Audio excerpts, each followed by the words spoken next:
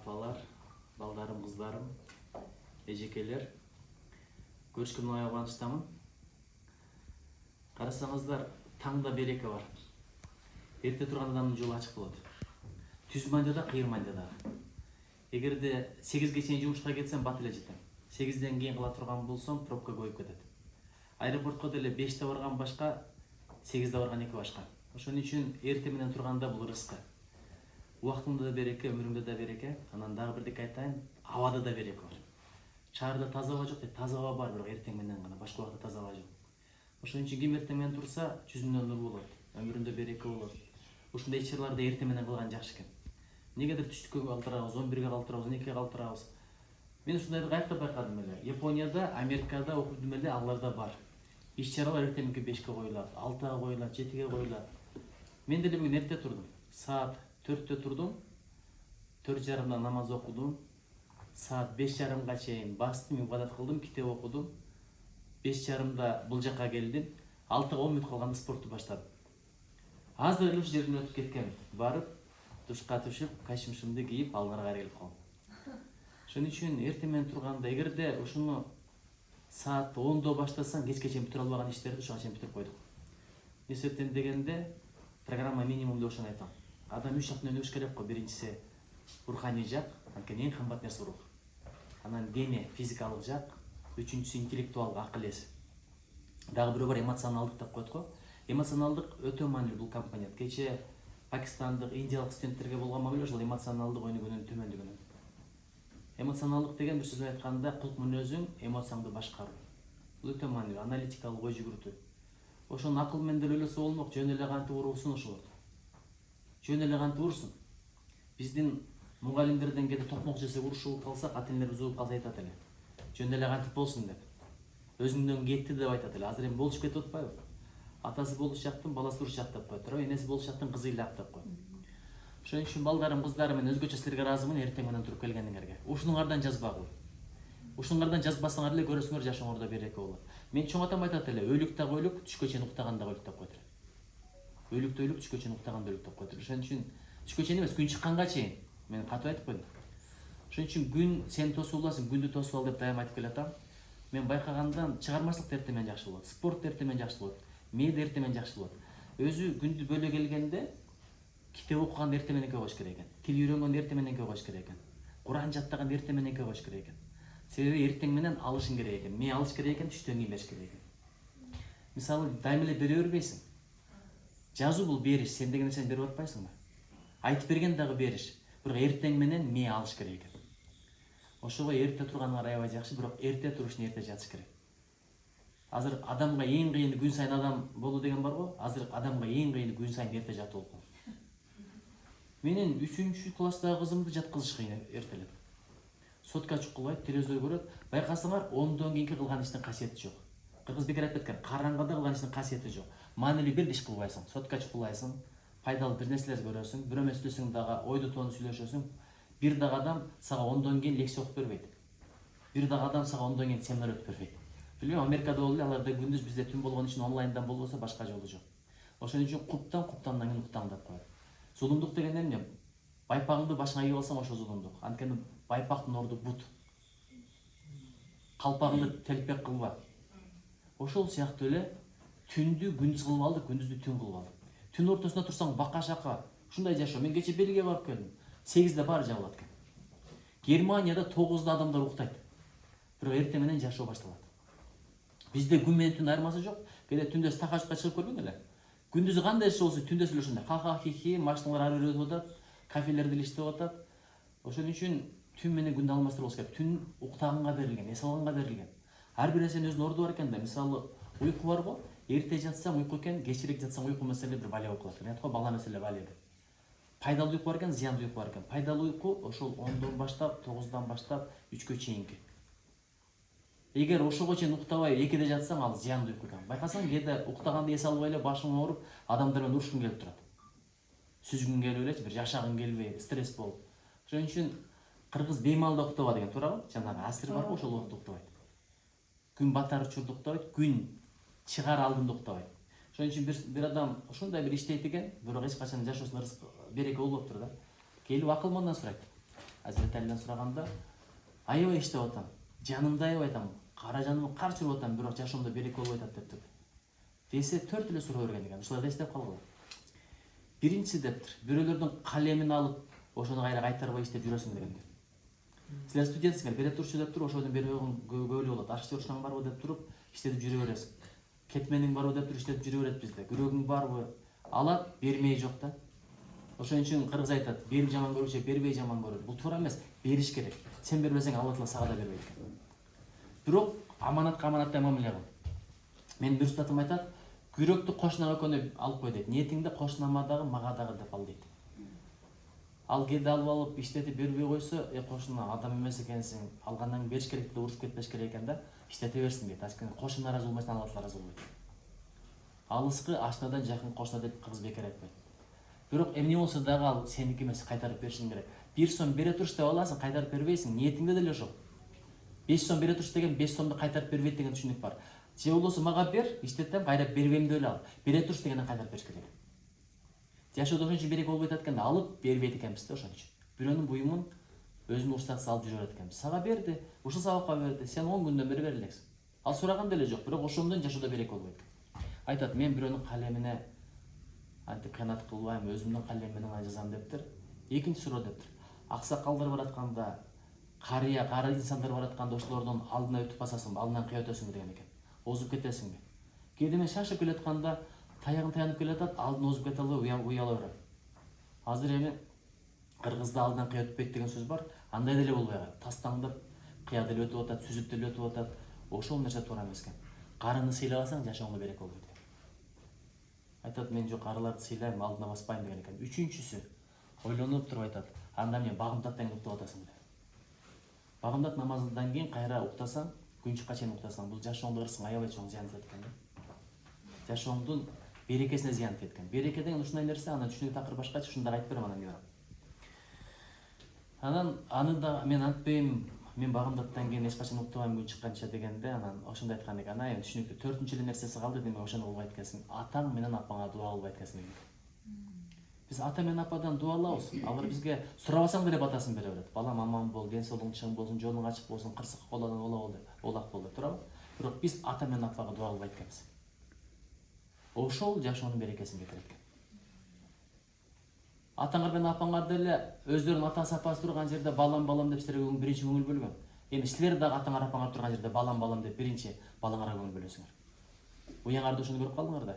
Эгерде атаңар апаңар ата-энеси турган жерде силерден мурда ата-энесине көңүл бөлгөндө атам апам деп, силер дагы кийин атаңар апаңар караганда балаңардан мурда атам апам деп аларга биринчи көңүл бөлмөксүңөр. Ошон үчүн балам балам дей берсең, сен да балам балам деп калат. Атам апам дей берсең, кийин бала бакырам да сен атам апам дейт. Мен мурда балдар эмнеге түшүнбөйт ата-энесин деп капа болуп берет элем. Капа болбош керек экен. Себеби булар ата-эне болуп көрүлөт экен да, бирок биз бала болуп көрүпбүз. Атанын эненин кадырын ата-энен болмойсаң эч качан түшүнбөйт экенсиң. Кече мен апам өтүнөн таш алдырды. Эми кирип баратканда бир жанында турайын деп лавиненкага салсам, поезд өтүп калды. Бирөө эмес, экөө өттү. Кечигип калдым. Апам балам келип атат, 10 мүнөт күтүп тура алчы. Ал жакта 10 мүнөт деген сөз жок. Убагында кириш керек. Себеби адамдар кезекте турат. Врачтардын сааты мүнөт эсептелүү. Ачылбайт. Анан бардым. Барсам апам кирип кетиптир. Эми 80ге жакындаган айыл, оюң ар демек кетет экен. Бир убакта операция бүтү деди, өтүп баратат.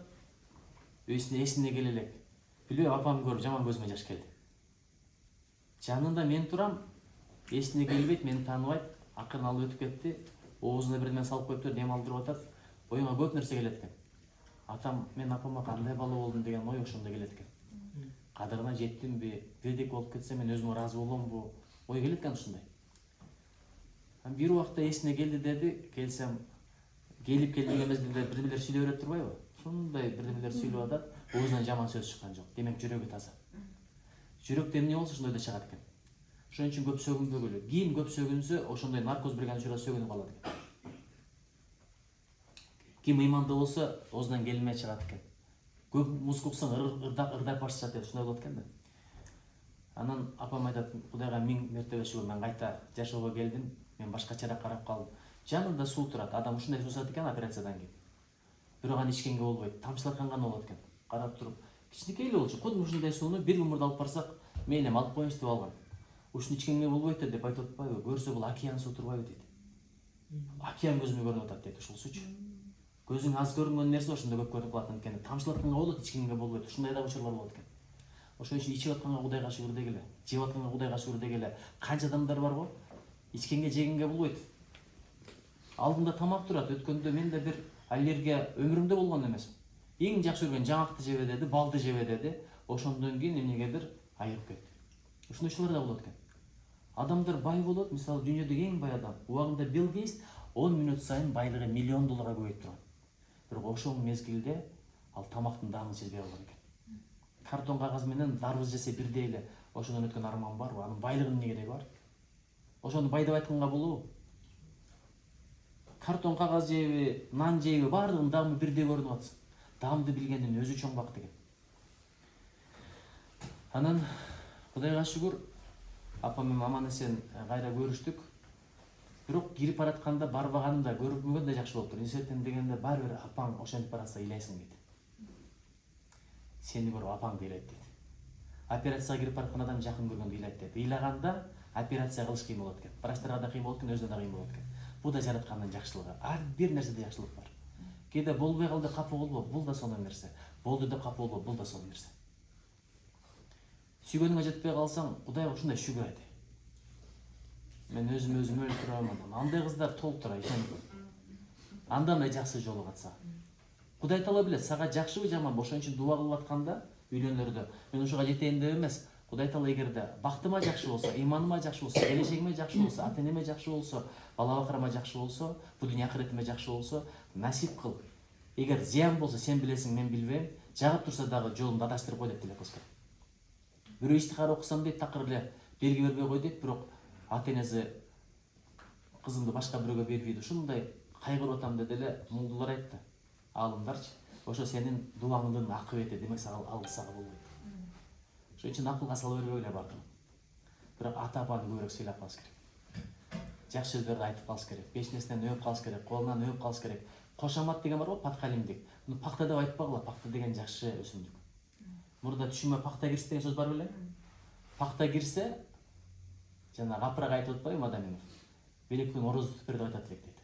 Пакта кирген жакшы белги экен. Азыр эми адамда бир жаман сыпатты пактакор деп атабыз, бул туура эмес. Жагымпоз де, кошаматчы де турабы? Ошон үчүн кошамат чоңго кошамат кылган жарабайт, президентке кошамат кылган жарабайт, жетекчиге кошамат кылган жарабайт, бирок ата менен апага кошамат кылыш керек да. Менин карындашым бар, апамдын тилин ушундай сонун табат. Нуркыз барбы ал мындай күйүмдүү, бирок күйөм деп атып апам капа кылат да. Апам муну туура эмес, мына жерде мынтпеңиз, антпеңиз, адамга жакпайт да, мынтпе антпе, өзүнүн денеңден чыккан балага окшоп атасың. А бирок кичинекей бар, эч качан ушундай жакшы көрөт, ушундай сагынып калат. Ошонун сөзүн сөздөп угат, эң кичинекей. Менин көзүм алдыга эле чыпалактай кыз. Анан кантип сүйлөшөт экен десем, өзүм айткандай эң сонун пактанын жогорку сапаты ошол экен.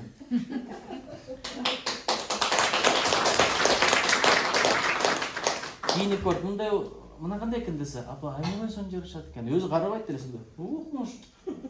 А мындайчы десе, апа сизге ар кандай цвет, ар кандай размер, баардыгы просто укмуш отурат да десе эле, апам ушундай бактылуу эле. Байка көрөлө эле. Анан бир жыл арызданып калды. Мынтсе, тигиси мындай, бул болсо мынтти десе, тапкан сөзүн карап, апа сиз элдин баарын эле өзүңүздү идеалын ойлобоңуз да деди. Болду ошондо эле бастай. А Нурул болсо түшүндүрмөк, мунуңуз мынтпе, мынтип аша кетпеңиз, тигиндей мындай десе, апага жакпайт. Адамга деле жакпайт. Мугалим деле антпе мынтпесе жакпайт да.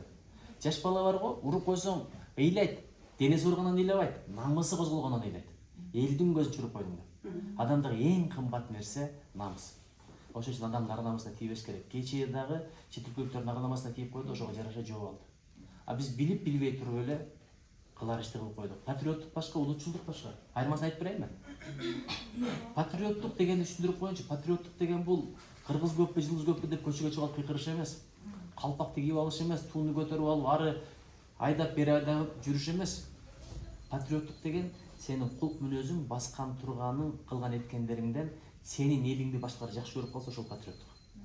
Чет өлкөдө жүргөндө мен азыр көрдүм, 45-те кирип келдим. 44-тө эмес, 43-тө эмес, 46-да эмес, 45-те. чет өлкөдө ушуга үйрөнгөн. Эмне себептен дегенде мен кечигип келсем Кадырбектин баласы Нуржигит кечигип келди деп айтпайт. Кыргыз кечигип келди дейт. Алдап койсоң да кыргыз кылды дейт. Кыргыз деген бир эл бар деп туруп сен аркылуу пикир түзүлүп калат. Жакшы болсоң дагы кыргыз деген эл бар экен, эми укмуш. Ошон үчүн сен аркылуу сен элиң жөнүндө жакшы пикир түзүлсө ошол патриоттук. А улутчулдук деген өзүңдүн улутуңдагы адам зулумдук кылып атса дагы, туура эмес кылып атса да ошону колдой берсең ошол улутчулдук. Бул аябай жаман нерсе. Ошон үчүн кечээ мен чыгып парламентте сүйлөгөндө ошол болду. Жарымын кесип коюптур. Жарымы чыкпай калды сөзүмдөн. Балким бул да жакшылык. Балким ашыкча бир кереги жок сөздөр болсо керек деп ойлонуп койдум өзүмчө. Алла Таала билчүрөт. Биз билбейбиз. Ошол келгендерге чоң рахмат. Эми бул жерде нар адеп жөнүндө сөз экен, китеп жөнүндө тема эмес экен. Анан жакында ушундай бир китебим чыкты. Мен атамды таптым деп. Мен автордук китебим. Бет ачары дагы болду. Кудайга шүгүр, мен атамды таптым деп. Канча ата-эне бар? Ата-эне болгону менен ата-эне эмес да. Баланын төрөлүшүнө себеп болгону менен ага таалим тарбия бериш, ага багыт көрсөтүш, ага өрнөк болуш. Такыр башка нерсе. Ошого мен багып атам деп милдет кылбасын. Атты итти бакса болот, балага тарбия бериш керек экен. Кечеги да тарбия маселеси. Биринчи кезекте тамырын каза келсең тарбия. Анализдин 3 деңгээли бар, ошо мен кыскартып айтып атам, азыр бир аз кетишим керек. Саат 10-да мен жыйыным бар. Анализдин 3 деңгээли. Светти азыр жандырсам айтасыңар, эмнеге жандырдым десем, эмне деп айтасыңар? Тияктуу басып туруп. Же өчүрсөм, эмнеге өчтү деп айтсам, эмне деп айтасыңар? Же жандырсам. Караңгы экенчи жандырып. Жок, мына мисалы, эмне үчүн мына карабы? Жөн эле көрсөтөйүн да. Эмне үчүн өчтү? Же эмне үчүн жанды? Анткени бастык. Басты, көрдүңүзбү? Бул биринчи деңгээл. Экинчи деңгээл эмне? Жаз керек болду, жан керек болду. Бул себеби. Экинчи деңгээл менен айтып берейин. Анткени бул жакта электр чуалгылары менен свет кирген. Үчүнчү деңгээлин айтып берейинби? Токтогул кеси бар. Төртүнчү деңгээлин айтып берейинби? Томас Эмерсон ойлоп тапкан. Көрдүңүзбү? Биз мындай терең ойлонуш деген ошол да. Биз эң акыркы баскан жерин көрүп алып анан кийин же согобуз, же мактайбыз. Ошон үчүн мындай тереңирээк болуш керек, ал үчүн илим билим аябай керек, ыйман адеп керек. Ошого мен силерден дуа кылып тилейт элем. Анан ушул жерде бир окуяны айтып берейинчи. Эл жөнүндө эле китеп бул. Биз жазсак эле ал жазуучу, бул саясатчы, бул балерина, бул ырчы, бул чорчун жаза берет экенбиз. Бирок элдин арасында жаза тургандар толтура. Азыр апалар менен сүйлөшсөң жаза турган бирдекени аласың. Сенин араңарда деле жаза турган окуялар толтура. Бириңдин сүйүү тагдырын жазып коеюнбу? Сонун китеп болот. Анан адамдар автор издеп жүрө берет. Кечээ спектакльге бардым. Жеңишбек деген бала каза болуп калган. Жумгалдын келгендер бар, ким Жумгалдан барбы? Мен бар. Таанысыңарбы? Ошол Жумгалдык Жеңишбек деген бала 22 жашар. Ошол Баткенди кызды ошол жакта сүйгөн экен. Армияны бүтөрү менен ала кетем деп ниет кылып, экөө шерттешип, кызга сөйкө салынып, ата-энелер барып тилешкен экен. Бирок тагдыр ошол экен, кетерине аз калганда согуш чыгып кетип каза болуп калыптыр. Койгону барганда кыз байкуш барыптыр да. Ата-энеси дагы барыптыр. Ошондо мен кызымды кетирбейм, келинди кетирбейм деп ушундай ниет кылган экен. Кыргыз ушундай өзүнүн жесир калганын кетирген эмес. Деп тургандан кайнесине алып бериптир деп кайны турмуш кура эле экен, бирок ушундай болуп калыптыр, ошол жакта калыптыр. Анан ошо жакында төрөп баласынын атын Жеңишбек коюптур. Ошол кызды көрбөдүмбү кечээ? Ошол жөн деген спектакль. Кетип атканын көрсөм телефонумда. Анан ошол кыз жөнүндө экен, ошолордун тагдыры жөнүндө экен. Эми көрүп атып ыйлайсың. Карачы, канча үмүт, канча тилек, бирок ажалчы сенин планың менен иши жок. Сен келе план түзөсүң, сен план түзүп атканда тагдырың күлөт экен да. Ошого жакшы ниет, жакшы план керек, анан дуа да керек. Кудай ошого жеткир, жамандыктан сакта, артын кайрылуу берекелүү кыл деп. Анан мен айттым, ошол Жеңишбек өбүш керек эле ушул баласын. Бирок ошону жыттап, өөп, эркелетиш мага насип этиптир деп сахнага чыгып сөз бергенде баланы өөп туруп көрүндүгүн берип туруп анан сүйлөп. Ошон үчүн ар бир адамдын мен китеп мурда ойлодум эле, ушул кагазда эле болот. Жаратылышта китеп бар экен, даракта китеп бар экен, булбулдун ырында китеп бар экен. Кечээ Европаны кыдырып келдим, жер көргөндө китеп бар экен. Асман китеп өзүнчө, жашоо китеп. Анан ушул карапайым адамдардын жөнүндө китеп. Ошол жерде бир эки нерсени айтып берейин, ошо менен бүтүрөйүн. Караташ деген жер бар. Ошол жакта Садык деген аксакал гана жатып калды. Ушундай бир жер экен. Бул жакта бир кайсы ноябрь айы болчу, башка жакта күз эле, ал жакта кыш кадимкидей жанагы сосулька деп коесуңар го. Шыйпырдан түшүп муз тоңуп калган. Ошондой суук жер экен.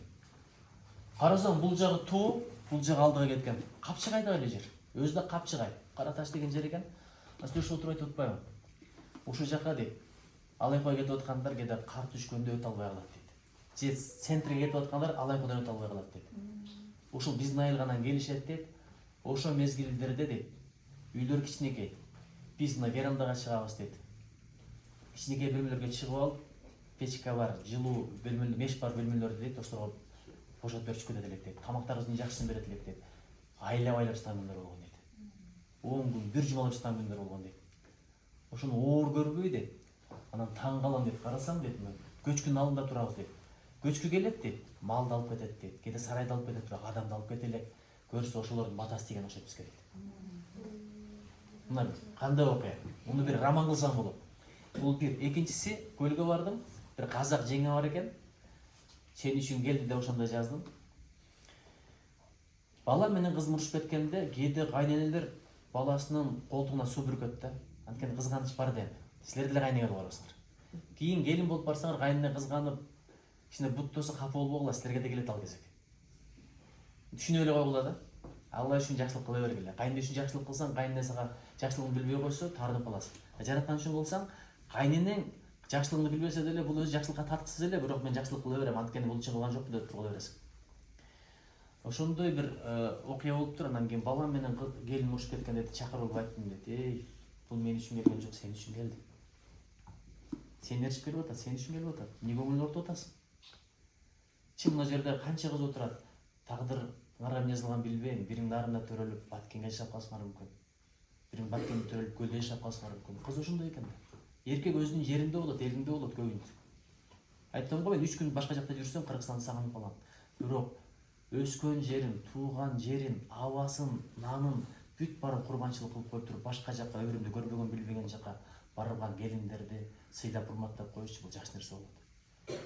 Жаңыдан келген мезгилде көңүлүн алып койсоң, жүрөгүн алып койсоң, ошол нерсе өмүр бою калат экен. Кызым деп жакшынакай. Анткени бараткан мезгилде мына келин болмостон барыңыздар эле. Батамбы, жагамбы, кандай болот экен деген бир түпөл сезим болот экен да. Ошон үчүн бул жагын эске алып койгула. Анан эчиге ойлоп атам, бир жакшы күйөө болду, жакшы келин болду деген дагы семинарлар керек болуп калды азыр.